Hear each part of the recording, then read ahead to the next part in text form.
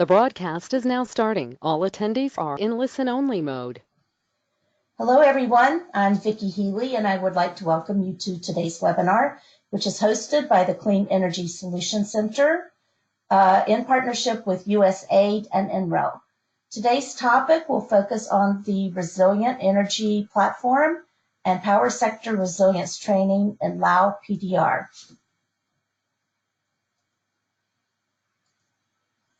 So before we begin, I just quickly want to go over some of the webinar features.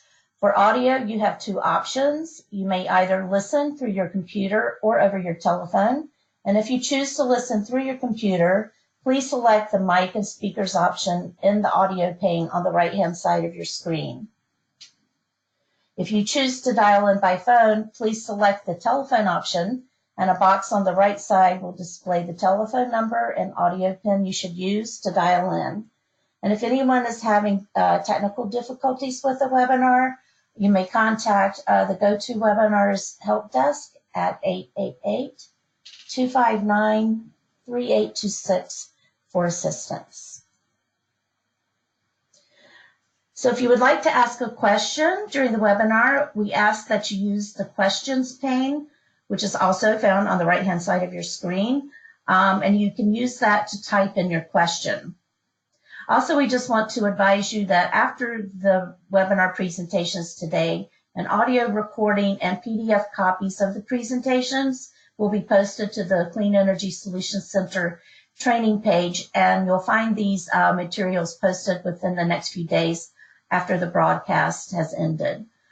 We also post the presentations and webinars to our YouTube channel, and you'll be able to find other information and informative webinars, as well as video interviews with thought leaders on clean energy policy topics. So one final note of mention before we begin the presentations is that the Clean Energy Solutions Center does not endorse or recommend specific products or services. And information provided in this webinar will be featured in the Solutions Center Resource Library as one of many best practice resources reviewed and selected by technical experts. And so with that, we will begin our presentations. Our first presenter is Ms. Sherry Stout from the U.S. Department of Energy's National Renewable Energy Laboratory. And with that, I will switch over to Sherry. And yeah, Sherry, over to you. Thanks, Vicki. Welcome to today's webinar on the launch of the Resilient Energy Platform. We will also be taking an in-depth look at power sector resilience planning in the Lao PDR.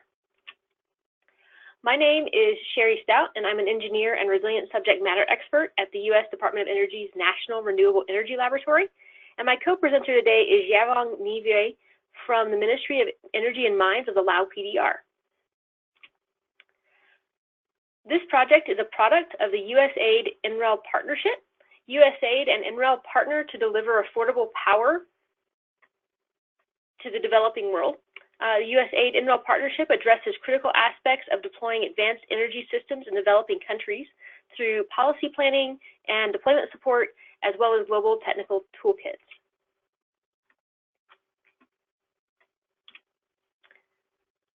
Some of these technical platforms include the Renewable Energy Explorer, which provides renewable energy data and geospatial analysis tools. Greening the Grid, which is a platform to support countries in power system transformation and grid modernization. iJEDI, or the International Jobs and Economic Development Impacts Model, which is a free online tool for analyzing the potential economic impacts and job benefits from renewable energy projects around the world. And the Resilient Energy Platform, and that's what we'll be talking about today. The Resilient Energy Platform was recently released as a collaborative under the initiative of the USAID-NREL partnership. And the platform provides expertly curated resources, trainings, data, tools, and direct technical assistance in planning resilient and sustainable and secure power systems. The platform enables decision makers to assess power sector vulnerabilities, identify resilient solutions, and make informed decisions to enhance power sector resilience at all scales. Within the Resilient Energy Platform is an interactive power sector resilience planning guidebook.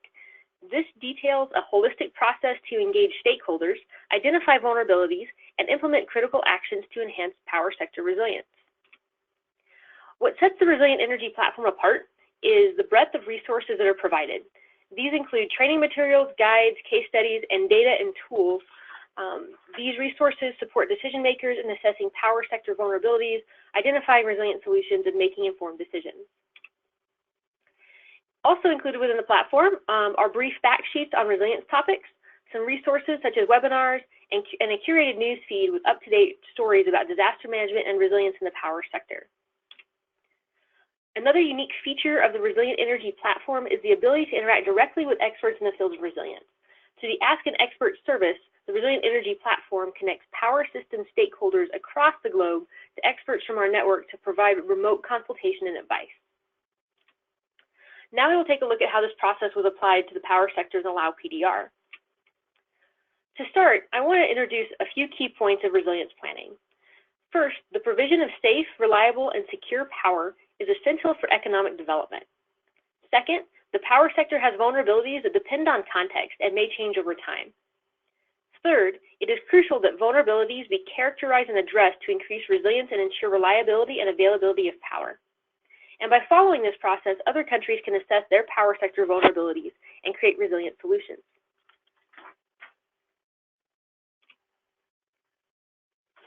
Another key point I want to make is we need to define resilience.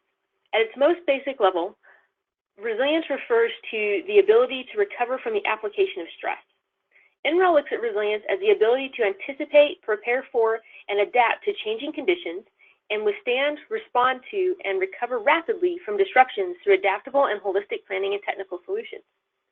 It's important to note that resilience is much broader than just reliability, as it also looks at things like economic sustainability and operational flexibility. There are numerous ways to assess vulnerability, but most have the same basic components. This is the process we followed in assessing power sector resilience in the Lao PDR. First, we identified threats. This was done by reviewing both quantitative data, such as climate projections, and qualitative data, such as utility operator understanding of grid trouble spots. Second, we engaged stakeholders to talk through the impacts on the power system when those threats are present. The goal of this exercise was to use system impacts to uncover vulnerabilities within the system. Next, we assessed vulnerability by working with stakeholders to develop severity scores, a process I'll explain momentarily. Then we calculated risk as the likelihood of the threat times the severity of the impact when vulnerability was exposed. Finally, the stakeholder group worked with the resilience team to develop solutions and a resilience action plan. Threats, sometimes referred to as hazards, are conditions that cannot be changed by the power system operator. Natural threats include climate-related threats such as flooding, severe storms, and drought, and non-climate-related threats such as natural disasters like earthquakes or volcanoes. Technological threats include equipment failure or poor workmanship. And human-caused threats can include things like sabotage by bad actors or accidents. Once threats are identified, we need to understand how likely it is that these threats will occur. Some threats can be easily scored using historic or statistical data, for example, volcanic eruptions. Other scores, such as the likelihood a bad actor will attack the system, can change rapidly based on a variety of human factors. This chart shows one way to score threats. Here we use a scale where 9 is almost certain to occur and 1 has a very low probability of occurrence. One of the questions we often get asked is, where do you find that threat data? And there's a lot of places where data may be found. Some of those would include your power system operator, your National Weather Center, any kind of river hydrology authorities, particularly for countries that have high hydropower resources, but also national planning units, the power sector's integrated resource plans, or national emergency response organizations. Stakeholder engagement is one tool to define the impacts of past events or predicted future events. The goal of the exercise to define impacts is to begin to identify vulnerabilities in the system that could be exposed by different threats. This exercise is best completed with a broad stakeholder group, as it will capture a more holistic picture of impacts than working with the power system operator alone. Vulnerabilities are weaknesses within infrastructure, systems, or processes which can be modified and mitigated to either prevent a disruption from occurring or lessen the impact. These are usually identified by stakeholders with knowledge of the power system and through reviews of past disruptive events. This table shows the types of vulnerabilities. For example, physical vulnerabilities could include single points of failure in the system. Human-related vulnerabilities include having a poorly trained or under-resourced workforce. Similar to threats, vulnerabilities are then scored on severity of impact. Severity can be measured as a percent of system impacted, population impacted, loss of life, lost revenue, or on other factors as defined by the power system operators and stakeholders. Again, for this study, we used a scale of 1 to 9. 9 represented the highest magnitude impact, for example, the entire power system being inoperable, whereas 1 represented minimal system damage. Risk is the potential for loss, damage, or destruction of power system assets or other key resources resulting from the exposure to a threat. Risk is evaluated as the product of the threat likelihood score and the vulnerability severity score. Note that not all threats directly influence each vulnerability. As such, the first step involves determining which threats and vulnerabilities are associated. In this chart, you will see that some of the vulnerabilities are not related to some of the threats. In our assessment, we therefore remove this combination of threat and vulnerability from consideration. These show up as white or blank boxes in the risk matrix. There are many different methodologies for scoring risk. The methodology highlighted here is based on the one developed at NREL and uses risk matrices to score and prioritize risks. Risk matrices show the relationships between threats and vulnerabilities. The severity score for each vulnerability is multiplied by the threat likelihood score to create a risk score for each specific threat vulnerability combination. Risk scores are scaled from 1 to 100, with higher scores corresponding to higher risks. In this example, higher scores show up as red, where lower scores are color-coded as either yellow or green. Developing a risk matrix provides a structure for combining scores in a meaningful way. That enables analysis and ranking of the risks to prioritize mitigation action. The final risk score is shown in the matrix and used to prioritize the vulnerabilities that need to be addressed through resilience measures. There are numerous ways to increase resilience in the power sector. Some solutions include adding energy storage, diversifying the energy mix, or creating a redundant supply chain. Let's talk through a few of these in a little more depth. The first strategy is spatial or generation diversification, and the modular nature of renewable energy technologies such as wind turbines or PV allows greater spatial diversification of energy supplies compared to conventional power generation systems. Modular renewable energy technology also allows for increased diversification of energy mix compared to single fuel conventional power plants. This increased diversification reduces the vulnerability of the energy supply to damage from a single event or at a single critical location, which increases overall system resilience. Microgrids that are capable of islanding or separating intentionally from the grid may ensure that customers have access to power during long-term power outages that impact central grid systems occurring after major events. Microgrids can also be used in demand response programs to reduce peak loads and overall stress on the system. Redundancy, which means including additional resources beyond those that are required for daily operations, increases a power system's resilience because these resources can be relied on during other infrastructure failures or fuel shortages. Also, it's really important to remember that the role of policy in enhancing resilience.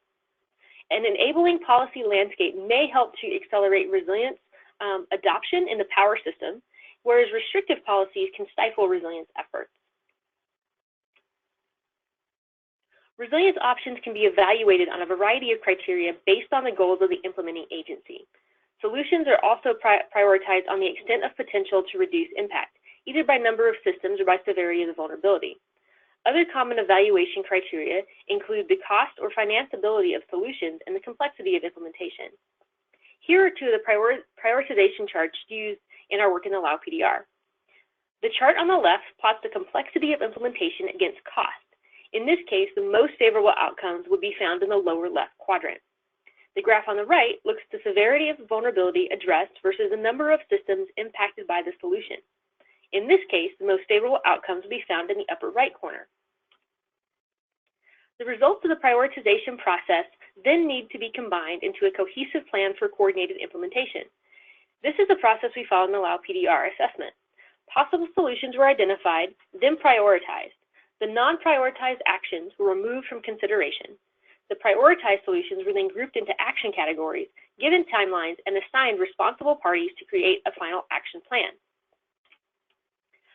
This action plan is too detailed to read on this webinar, but I'm presenting it here as an example plan. Each color corresponds to an action category. In this case, policies, system flexibility, hydropower operations, and watershed management.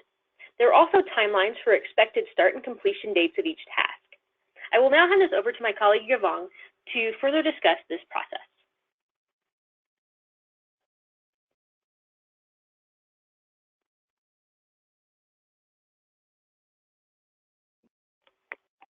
Hello. Could you please go back to the Yeah, we can hear you, Yvonne. the first slide?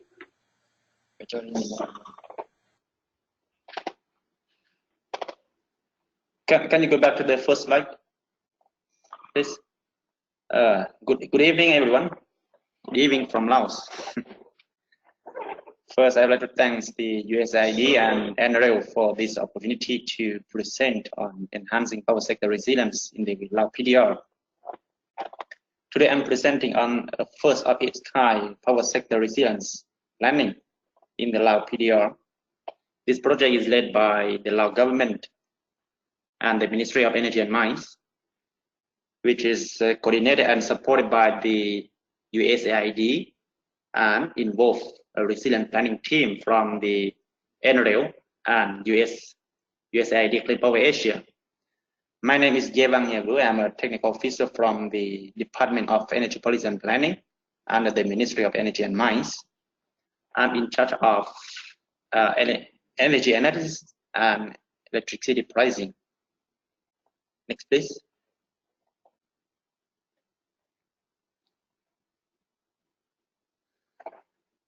The Lao PDR recognizes that access to reliable, secure, and affordable electricity is essential to powering the economic growth and development and to becoming a major regional power provider. Currently, the Lao power sector is at risk from an area of natural, technological, and human-caused hazards, which may interrupt the provision of electricity or lead to a chronic undersupply of power. So we recognize that a resilient power system could thrive under changing conditions, withstand and respond and recover rapidly from the impacts of hazards. So to address this risk, the Lao PDR conducted a stakeholder-driven power sector vulnerability assessment and resilience action planning process to safeguard the power system.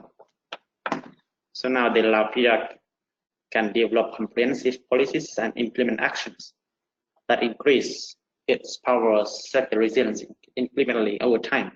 So today I'm presenting the process and outcomes of the stakeholder-driven power sector resilience action planning process and applicability to power sector planning in the region.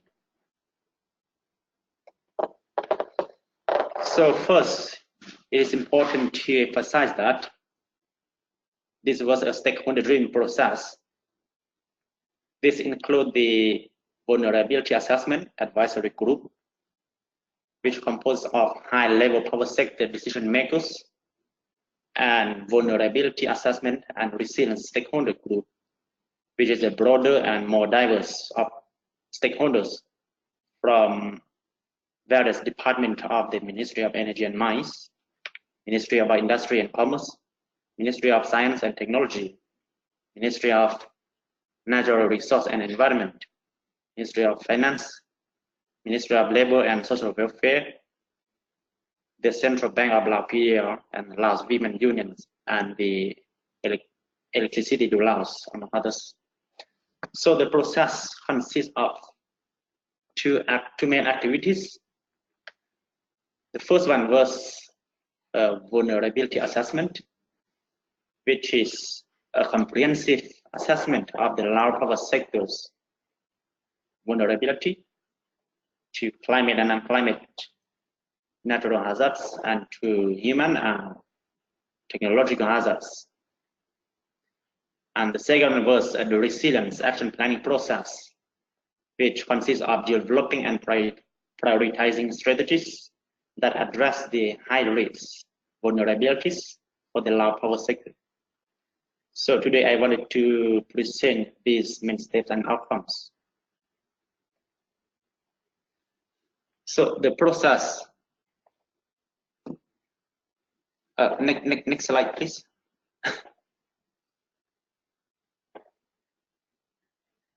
So the process started with vulnerability assessment. The first step was to identify and score the hazards that the Lao power system faces. These include natural hazards, technological hazards, and human-caused hazards. And the top 4 most likely hazards identified in the Lao power sector were extreme precipitation, extreme temperatures, flooding, and landslides. Next, the team assessed the power system vulnerabilities that these hazards may expose. For example, the power system rules, regulations, and technical standards do not meet current and changing environmental conditions. Dam construction does not follow design specifications. Transmission line infrastructure located in wildlife-prone areas. And finally, a risk score was calculated for hazards that may expose vulnerabilities to identify the high-risk vulnerabilities. An example is showing here in your right-hand side, which scored with high and medium high with the vulnerabilities indicated in the table. So this score vulnerabilities were the focal point or input for the development of power sector resilient planning, which is the step of the process. The next activity was the development of a power sector resilience action planning. The resilience action planning provides strategies to address the high-risk vulnerabilities identified in the vulnerability assessment. So the approach includes both technical and operational solutions. The team developed a set of 4 top priority actions to support implementation. The first one was to develop and implement resilient power system policies. Second, improve power system flexibility. The third one, improve coordination across hydropower dam operations. And the last one is facilitate better sedimentation management in hydropower watersheds.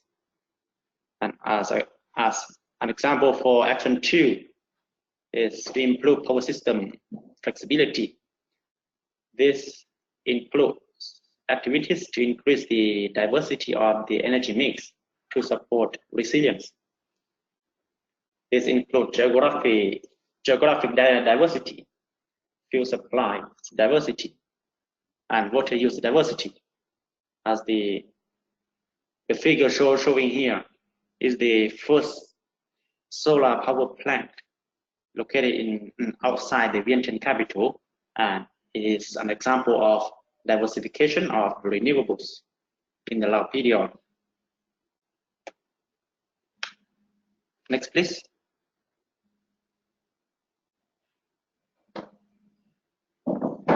So the resilience action plan identify activities that will help the Lao PDR increase power sector resilience incrementally over time. So this slide shows the relative timeline for implementation of the resilience action plan. So don't worry about trying to read this. I'm just putting out to show some of the outcomes and planning that result from the process, and to show that each of the 4 actions given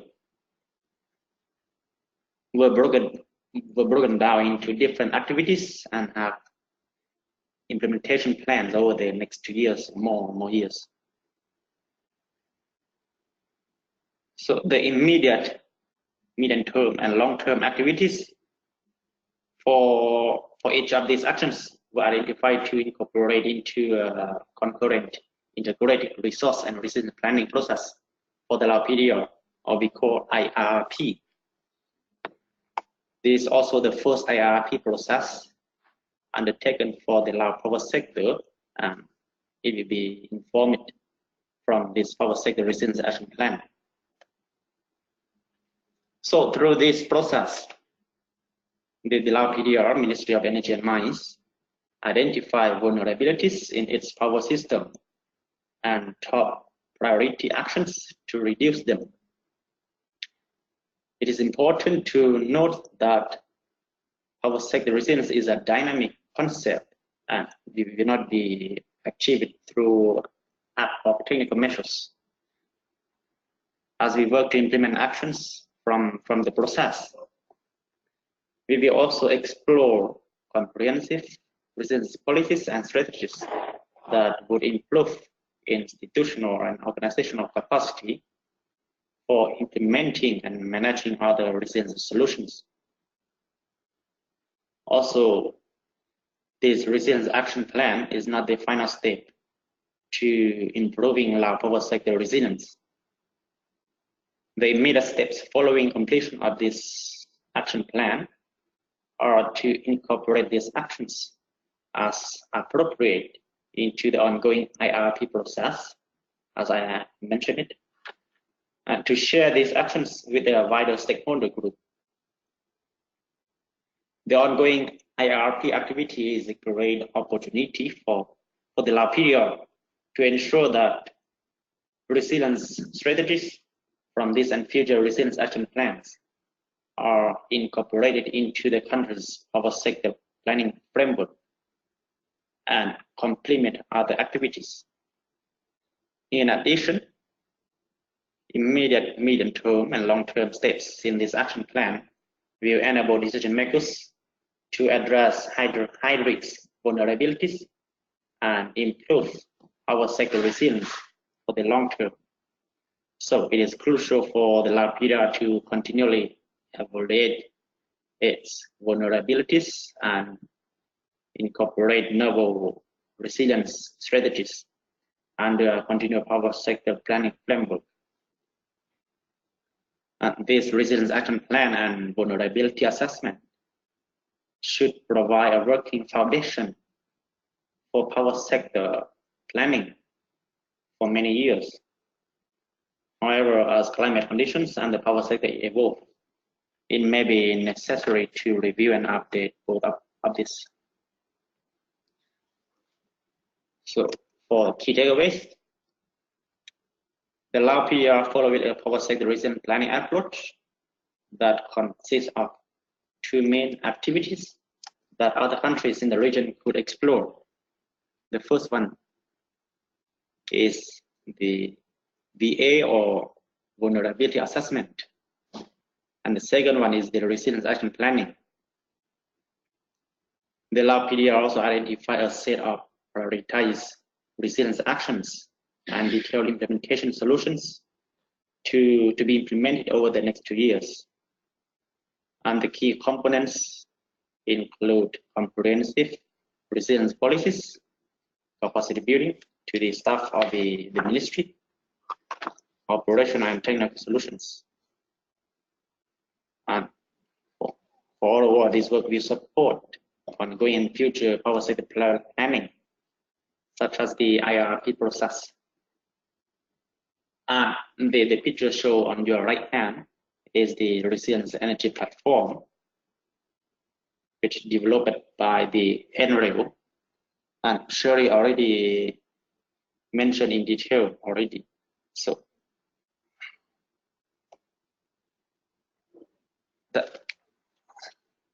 this is all my presentation. If you have any questions, you can ask. Thank you very much. Thank you, Yvonne. And as Yvonne just mentioned, if there are questions on either presentation, we will be taking those now. Yes. Great. Hi, this is Vicki Healy again, and I'll moderate the question and answer session. And as Sherry just mentioned, if you have questions, please type those into the questions pane on the right side of your screen, and we'll be happy to address those. But in the meantime, I do have a few questions related to the Resilient Energy Platform, which thank you very much for that summary, Sherry. It's clearly a very valuable resource, and it's great to know more about that. So just to kick off the questions, Sherry, this is over to you, I believe. And excuse me, you mentioned in your presentation that a broad group of stakeholders should be involved in the planning process. And I was wondering if you could give some examples of what agencies might be involved in that process. Yeah, thank you. So great question. In general, it's best to include the most diverse group as is practical. Some groups that are typically involved obviously include the power system operator, the Ministry of Energy, local utilities. But it's also good to look beyond just the energy sector. For example, your national disaster emergency response agencies, they have some really good data on threats or even location and operability of backup power systems like generators. Some other groups, maybe the agricultural sector, transportation department, which would be heavily affected after major events, education divisions, looking at the impacts on students, and local industrial and manufacturing customers. They would all bring just a really unique perspective to power sector resilience and should be included. Mostly they would bring just a different perspective on what the impacts of outages would be.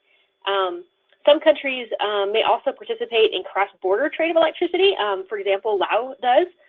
In that case, it also is worth coordinating to at least some degree with those partner countries with which you trade power. Yvonne, do you have any additional comments on stakeholders you think are important to include?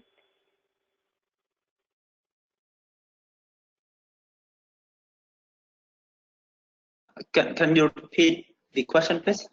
Sure.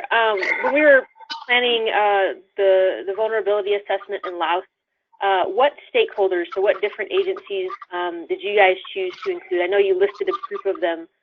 Were there any agencies that you thought were particularly important to include in the process?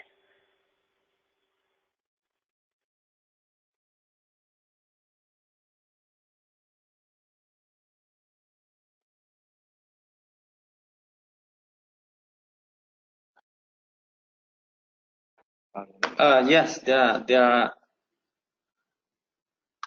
as I mentioned in my second and third slide, because this vulnerability assessment is a large task. It includes like the Ministry of Natural Resource and Environment, Ministry of Industry and Commerce, and also the Labor and Social Welfare. Awesome. Yeah. So some of those groups just bring a different perspective to the impacts of power system outages and disruption. So thanks for the question. Yeah. Great. Thanks to both of you for addressing that question. Yvonne, this next question comes over to you related to your presentation. The person asking the question is interested to know more on Action 3, improving coordination across hydropower dam operations. And the question is it included in all existing projects in Lao PDR or only EDL generation projects? And which organization will lead on this particular activity?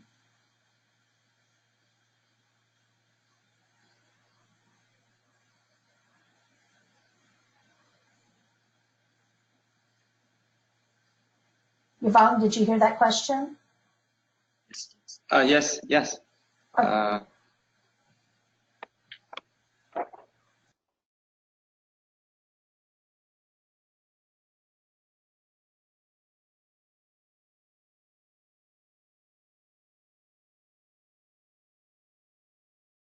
Actually, EDL is involved. EDL is the state enterprise under the Ministry of Energy and Mines. and the Ministry of Energy and Mines.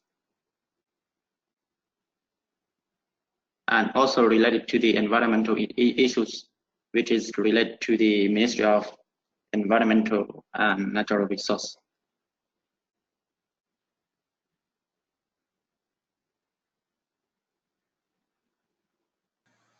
Great, thank you. Next question. Sherry, you mentioned in your presentation the importance of policies. What sorts of policies can enhance power sector resilience or create an enabling environment? Yeah, another great question. There are a lot of policies that can enhance resilience depending on the needs and the context. For example, policy that requires a certain level of generation and diversification may enhance resilience to fuel supply disruptions or hydropower water shortages. That's something, for example, the Lao PDR is working on right now. Developing codes and standards for interconnection of variable generation can help increase power sector resilience, as it allows interconnection of those different technologies in a safe and efficient way. Sort of on that same vein, setting codes and standards around reliability of service is a useful code. One of the ones that we've learned here in the United States is setting provisions to allow for the islanding or separating from the grid intentionally of renewable resources, particularly solar PV, solar home systems. Doing that sort of solar plus battery microgrid can enhance resilience and reliability. And also developing just standard operating procedures and continuity of operation plans for extreme events can help the power sector recover more quickly from a disruption.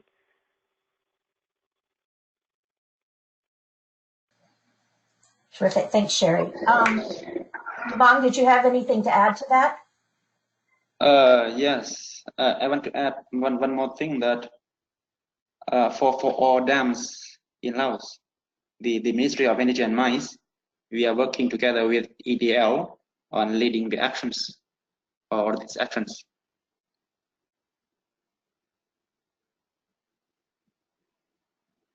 Great, thanks for that additional information on that. And again, Yvonne, next question to you. You mentioned that one of the outcomes to improve power system flexibility is to introduce flexibility solutions into power system operations. Can you mention some of the examples you have in mind? Yes.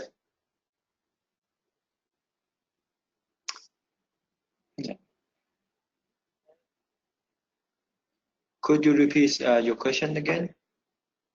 Yes, absolutely. So you mentioned that one of the outcomes to improve power system flexibility is to introduce flexibility solutions into power system operations.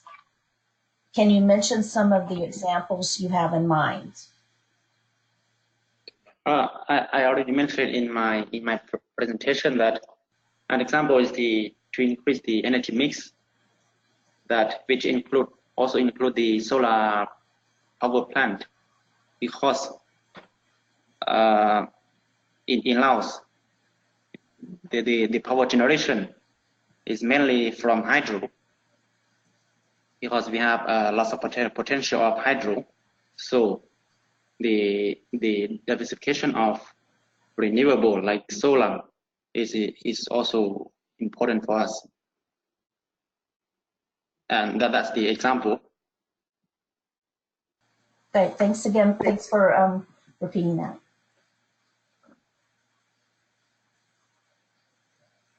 So let's see, next question, I believe, Sherry, would be back over to you. Let's see, how the loss estimates could be obtained if all, I'm sorry, that question isn't clear to me, so I'm going to skip to the next one. The illustrative framework seems to consider exclusively the power system assets vulnerability. Would you equally consider community vulnerability aspects in your overall resilience analysis, meaning the intrinsic skills and capabilities that communities can develop to face the weather events and prevent or recover from the power system interruption? Yeah, that's a really great question. This particular tool is, at least at the moment, purely focused on the power sector. That doesn't mean that all resilient planning needs to be focused exclusively on the power sector.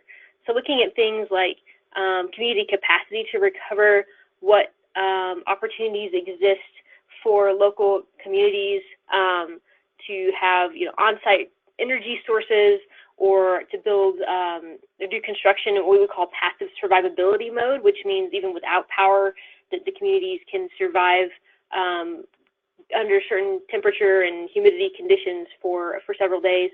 Those are things to consider, but also building just the broader resilience into the communities in general. So one of the things that I look at, I work in a lot of communities where cost of power is quite high, and so that makes the economic resilience of communities fairly low. And so one of the things we look at is how can we boost the economic resilience of communities so that they can be more resilient overall to things such as power outages.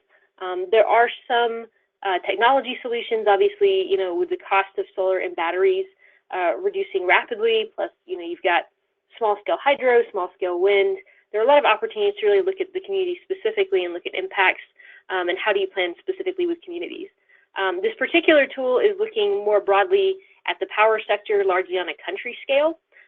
Within the resources tab on the Resilient Energy platform, there's something called the Resilient Roadmap, and that looks more detailed at smaller scales, so looking more at local government planning within the United States, looking at sort of state level planning. So just brings it down to a smaller scale. We definitely have those resources available, and they're available within the platform itself. Excellent. Thanks, Sherry. Next question. Does the process to identify and calculate risk impact in any way on the choice of electricity sources of the country? And your thoughts on that? Can you repeat that real quick, Vicki? Oh, yes, sorry, sure. Does the process to identify and calculate risk impact in any way on the choice of the electricity source of the country? I think in general, yes. Particularly, for example, countries, and Yvonne mentioned this, the Lao PDR has quite high reliance on hydropower. And so as they start looking at electricity choice and early generation choice, one of the things they're looking at is diversifying that. The Lao PDR has incredible hydro potential, which is great, but that also means that any sort of major climate event that affects the availability of water can affect the availability of power. And so in countries that have maybe a single source of generation, or heavy reliance on a single source of generation, really could follow in the steps of the Lao PDR in diversifying that mix and making energy choices that perhaps mitigate some of those risks. Equally, if you're in a location really prone to, say, hurricanes or typhoons, you want to look at where and how you would site, for example, wind resources, as wind turbines tend to have some pretty significant impacts from hurricanes. It also affects how you site things. So if you're looking at solar and you're in a storm zone or a zone with high winds, that affects what kind of racking you use, how you install those systems. So the risk most definitely inform electricity choice.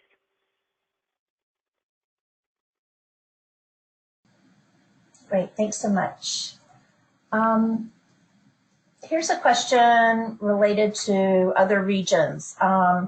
In addition to Lao PDR, how is the Resilient Energy Platform process of analysis applied by the partnership used to assess and assist vulnerable power grids in other developing countries, such as on the continent of Africa? Great question. We actually haven't rolled this out yet with any partner nations in Africa. Doesn't mean that it's not doable. It just means we haven't got there. It's a pretty new platform.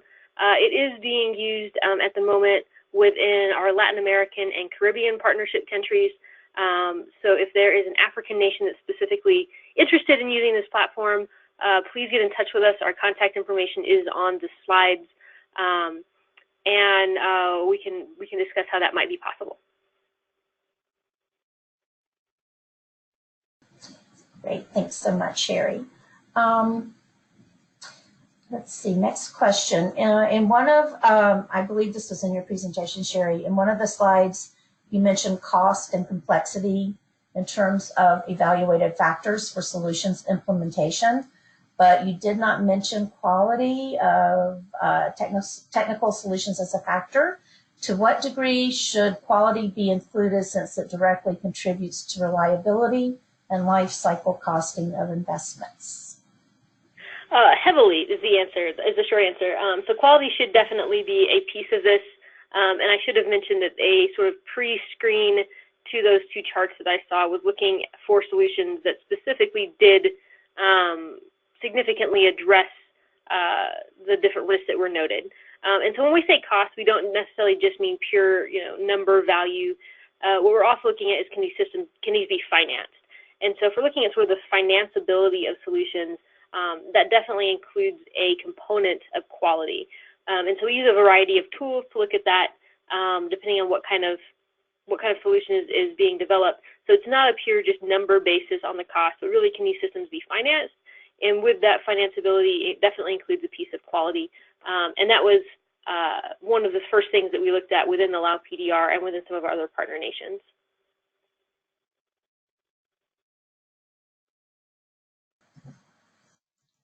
Thanks so much. Let's see, next question would be, you addressed this a little bit already, but can power sector resilience planning be expanded to cover additional sectors such as food and water? Yes, is the short answer. So the power sector basically exists to serve the needs of others, of other sectors. So if you think about it, the power sector is really there to serve loads and empower other activity. And so including industry, agriculture, other water needs besides the hydropower, but drinking water or agricultural water, that enables you to develop a more holistic plan that looks more broadly at sort of national resilience or community resilience rather than purely the power sector. It's also, I think, maybe important to include energy is broader than just electricity. So it's important to consider that transportation energy in the process, particularly when it comes to moving around supplies. Transportation is a significant issue, particularly for some of our island nations that have to barge in or fly in supplies. And for those who might be in colder climates or that have countries with industries that are highly reliant on process heat, you may also want to include analysis of thermal energy in resilient plans as well. Excellent. And then building on that a little bit more, would you equally consider community vulnerability aspects in overall resilience analysis, meaning the capabilities that communities can develop to face extreme weather events and things of that nature and prevent and recover from the power system interruption? Yeah, and I think we've kind of hit that in a couple of ways, but other ways of looking at community resilience also include stuff like transportation availability, particularly after a major disruption. Also looking at housing and construction design. Do your building codes match your local conditions and local context? Particularly wind loading or flooding. For some of the things we look at for communities are really what specific events should they prepare for, and then realistically, what can they prepare for? Because ultimately, communities, particularly at the local level, tend to be more resource constrained, and so that's when you want to look at that risk matrix and say, what are the most impactful and most likely events to happen, and really try and tackle those first. So looking across the building sector, looking at transportation, looking at access to food, particularly after a major event, access to clean water and sanitation. Those are major events or major things that can really affect local communities post-major events. And so looking at how do we maintain these communities during or after a power outage can be fairly significant. As I mentioned, I think in one of the slides, the modular nature of renewables make renewable energy sources, particularly solar photovoltaics or PV, easy to site in local communities. In some ways, those local systems can really offset the impacts of those power outages, particularly if you can separate them intentionally from the grid, which is called, making a microgrid, or islanding a microgrid. And when you can do that, you can serve some of those local loads, even if the power system itself has been disrupted.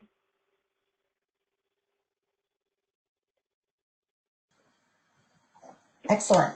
That's a great answer to that question. Yvonne, did I hear you? Did you want to add something?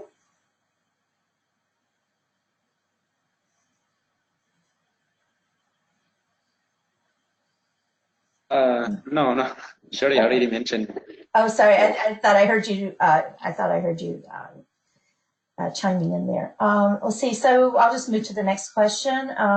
You mentioned electrical islanding capability. Is that considered a major resiliency factor? I'm going to say it can be. It's not a one size fits all everything solution. But one of the things that we have seen, and we've seen this sort of in major events that happen even within the United States, is when the power sector goes down, it really doesn't matter how much rooftop solar you have or distributed generation you have, if those systems can't run without the grid connection. Meaning that if the power sector goes down, then all of those rooftop PV systems also go down and are inoperable. And so one of the things we've really started focusing on is when the grid goes down, how can we make those safely island? And so there's a couple of things that people talk about when they talk about islanding. There's unintentional islanding, which could cause damage or even a safety issue on distribution lines. But we're talking about intentional islanding, meaning purposefully separating from the grid and running those generation assets in just a standalone mode. And so when that happens, you may not have the same level of service. In fact, most likely will not have the same level of service as being supplied by the grid in terms of the amount of electricity that's available, but at the same time can run really critical loads. And so we see that type of system going on in mostly critical facilities. So hospitals, for example, do critical loads in island mode.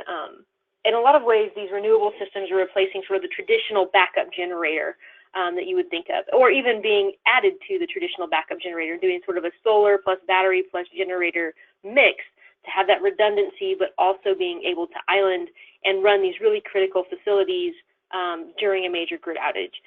It's not the only solution to resilience, but it is one that allows for the provision of power if the grid goes down.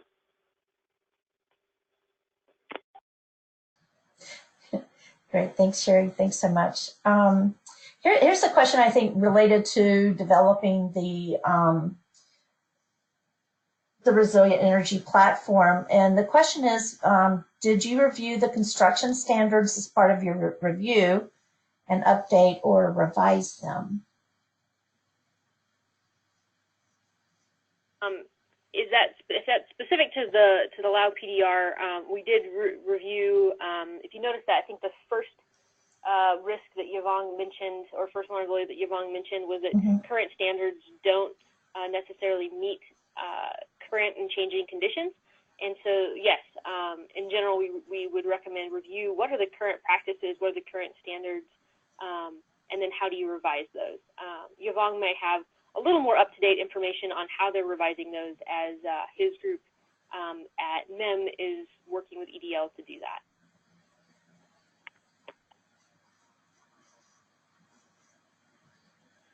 Yvonne, do you have anything to add on looking at whether or not the codes and standards in construction in the Lao PDR meet the current conditions?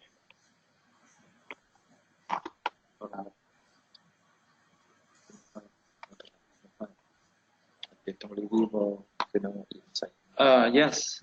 According to the climate change and conditions, it depends on the conditions. If we can give the existing standard, so we can do it.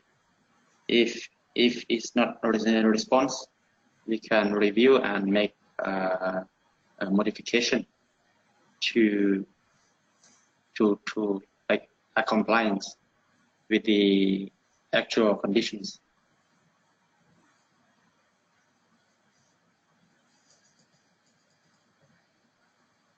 Great. Thanks you for those, for addressing the questions. I believe I just was going through them all, and I believe we addressed everything that was asked by our attendees. So with that, I think I'd just like to ask, first of all, extend a very hearty thank you to both Sherry and Yvonne for their excellent presentations today and presenting on both the Resilient Energy Platform as well as the Resilience Action Planning that Lao PDR has undergone.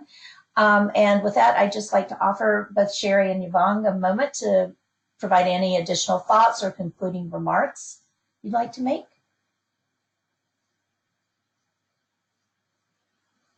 Yeah, thanks, Vicki. Thanks everyone for listening in on the webinar today. You know, resilience is one of those things that we are really passionate about at NREL and are working in a variety of ways to help nations really become more resilient.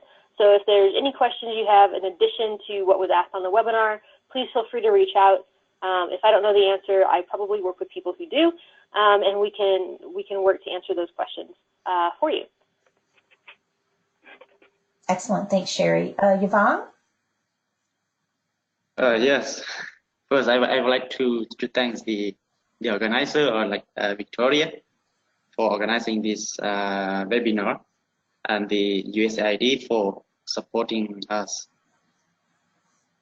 And as this resilience action planning is the new process for us, for the Lao PDR, Ministry of Energy and Mines. So it is still under consideration of our high level people. So we will be looking forward to have more support from USAID, Clinical Asia, and NREL for supporting us in implementing on how to implement and these actions. And thank you very much. Great, thank you. Thanks so much. So with that, I'd just like to say on behalf of the Clean Energy Solutions Center, USAID, and NREL, I once again want to extend a very hearty thank you to both of our panelists and to, of course, our attendees for participating in today's webinar. We really very much appreciate your time and hope in return that you've received some very valuable insights that you'll be able to take back to your colleagues, ministries, departments, or organizations, wherever you may work. And we also invite you to visit the Clean Energy Solutions Center website to review, again, this presentation and webinar, as well as others that might be of interest to you. So with that, I'd like to wish everyone a good day, and this concludes our webinar.